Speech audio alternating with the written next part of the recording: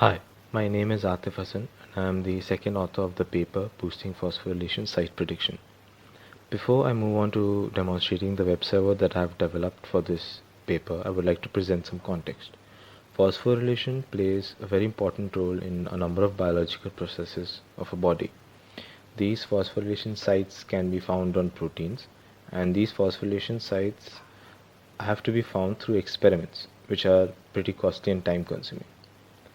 So when I was given this task of predicting phosphorylation sites through ML methods, coming from an NLP background, I drew a lot of inspiration from the NLP domain and I ended up generating some features which I hope will be useful for the bioinformatics community.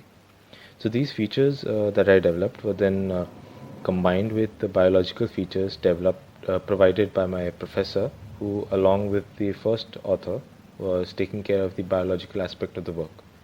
So once both sets of features were combined, I used a gradient boosting model, and the resulting model was interpretable, but at the same time, it performed at par or even better when compared to the then deep learning paper, which I think was MuSci Deep.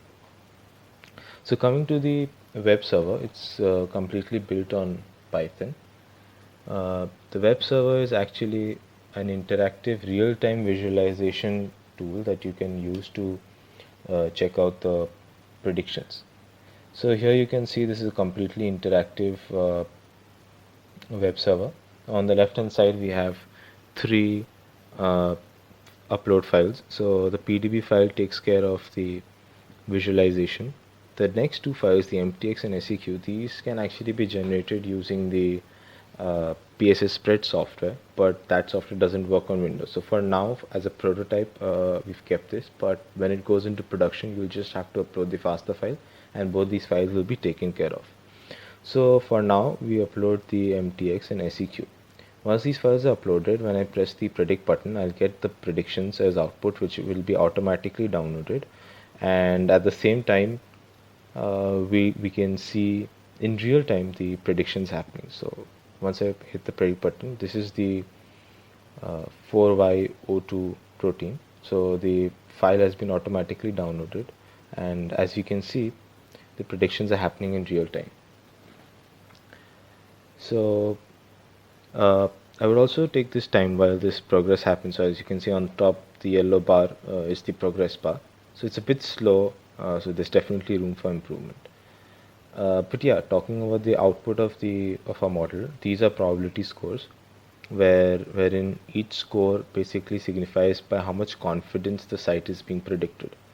So once this prediction is done, so yeah, the predict and the slider on the right hand side have been unlocked. So and the slider shows a value of 0, which signifies that we're taking all of the phosphorylation proteins or phosphorylation sites.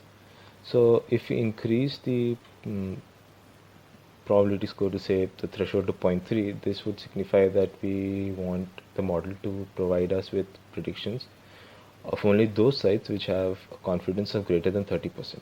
So once I do that, you will see that a lot of the sites are gone now, because just only 2 sites remain. So yeah, that's pretty much it for the web server for now. We also understand that not all proteins have PDB files, so visualization is not possible. And right now the visualization and this output of the model is 1-to-1. But in actuality, when you want to compare with our method, or when you want to use our method, you will want some batch-wise kind of a thing going on. So we'll definitely be adding that. So later on, you'll be able to copy and paste your FASTA sequences, or just upload your FASTA sequences in batches, and you will get the output likewise. So yeah, thank you.